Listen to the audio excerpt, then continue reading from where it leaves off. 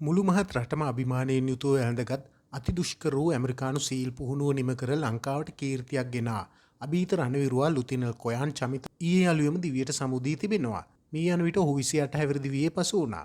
එක්සත් ජනපද නාවික සීල් පුහුණුව කියන්නේ ලෝකයේ ඕනෑම හමුදා නිලධාරියෙකුට ඇති අසීරුම අභියෝගයක්. එම පුහුණුව සාර්ථකව නිම කර කීර්තිමත් සීල් පදක්කම දිනාගත් පළමු ශ්‍රී ලාංකිකයා ලෙස කොයන් චමිත ඉතිහාසයට එක් වුණා.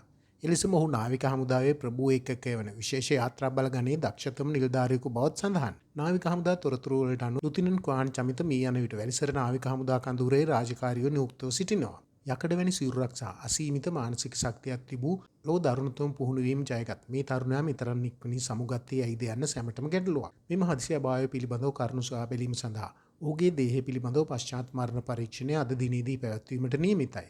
එම වාර්තාව ලැබුණු පසු ඔහුට කුමක් වේද යන්න පිළිබඳව නිලතොරතුරු අනාවරණය වනු ඇත.